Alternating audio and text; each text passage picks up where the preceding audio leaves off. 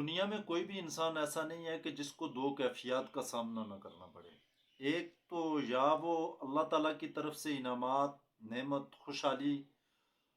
اس سے وہ لطف اندوز ہو رہا ہوگا، یا کسی ابتلا، آزمائش یا پریشانی کا اس کو سامنا دنیا کے اندر کرنا پڑتا ہے۔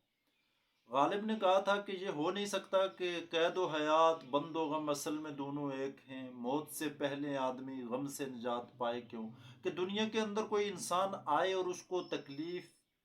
پریشانی، ابتلا کا سامنا نہ کرنا پڑے، یہ ممکن نہیں ہو سکتا۔ وہ جس خطے کا بھی رہنے والا ہے، جس جگہ کا بھی رہنے والا ہے، جس معاشرے سے اس کا تعلق ہے، جو بھی اس کا عقیدہ ہے، ضرور بھی ضرور اس کے اوپر کسی نہ کسی درجہ کے اندر کوئی نہ کوئی حال طاری رہتا ہے۔ اب یہ ہے کہ ایک اس تکلیف، ابتلا، آزمائش سے نکلنے کے لیے صرف انسان مادیت کے اوپر بھروسہ کر کے اسباب کو اختیار کرے۔ یہ تعلیم بھی اللہ کے محبوب صلی اللہ علیہ وسلم نے دی ہے کہ جس طرح کی تکلیف آئی ہے، اس تکلیف کو دور کرنے کے لیے انسان اس کے جو اسباب رب العالمین نے فراہم کیے ان کو اختیار کرے۔ لیکن اس کے ساتھ ایک اور ہے کہ نبی علیہ الصلاۃ والسلام کا جو عمل تھا، کہ نبی علیہ الصلاۃ والسلام کے اوپر جب کوئی پریشانی یا تنگی کا وقت آتا تھا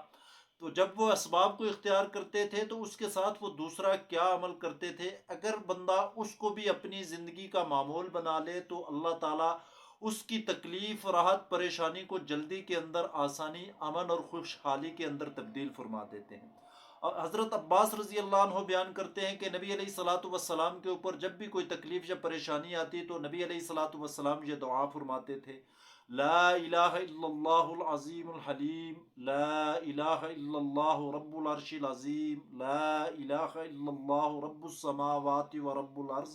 ورب العرش الکریم۔ سیدنا عبداللہ ابن عباس رضی اللہ عنہ سے مروی ہے کہ اس آیت کے اندر، اس حدیث کے اندر جو نبی علیہ الصلاۃ والسلام سے مروی ہے، توحید الوہیت بھی ہے اور توحید ربوبیت بھی ہے، کہ اس میں اللہ تعالیٰ کے وصف عظمت اور صفت حلم کا ذکر کیا گیا ہے۔ یہ دونوں صفات کمال درجہ کی قدرت، رحمت، احسان اور مغفرت کے اوپر مشتمل ہیں۔ اس میں یہ اقرار و اعتراف موجود ہے کہ اللہ تعالیٰ عالم بالا اور عالم سفلا دونوں کا رب ہے، اس کی ربوبیت بھی کامل ہے، وہ عرش کا بھی رب ہے جو تمام مخلوقات کی چھت ہے اور سب مخلوقات سے عظیم تر ہے۔ اس کامل و اکمل ربوبیت کا تقاضا ہے کہ اسے تنہا اکلوتی ہستی تسلیم کیا جائے۔ عبادت، خوف، محبت، امید، احساس، عظمت، شان جلالت، رفت، فرما برداری کا تعلق صرف اسی کی ذات کے ساتھ قائم کیا جائے۔ اس کے علاوہ بھی نبی علیہ الصلاۃ والسلام سے جو ہے نا دعا منقول ہے۔ فرمایا، انس رضی اللہ عنہ بیان کرتے ہیں کہ نبی علیہ الصلاۃ والسلام کو جب کسی معاملہ میں پریشانی کا سامنا کرنا پڑتا تو آپ صلی اللہ علیہ وسلم یہ دعا فرماتے: یا حی یا قیوم برحمتک استغیث، کہ اے زندہ قائم رہنے والے، میں تیری رحمت کے واسطے سے فریاد فرماتا ہوں۔ اس کے علاوہ سبحان اللہ العظیم، یا حی یا قیوم،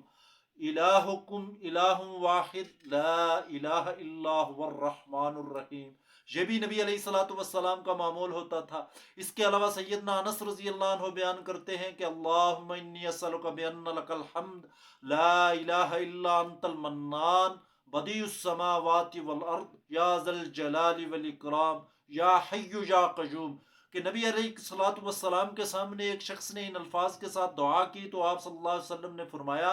کہ اس نے اس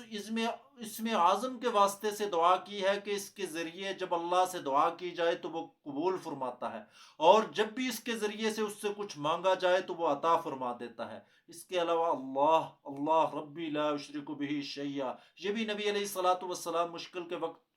معمول تھا ان کا، کہ اس کو بھی ذکر فرماتے تھے، اس کو بھی کثرت کے ساتھ پڑھتے تھے کہ صرف اللہ ہی میرا رب ہے، اس کے ساتھ میں کسی کو شریک نہیں کرتا۔ اور ان کلمات کو 7 بار نبی علیہ الصلوۃ والسلام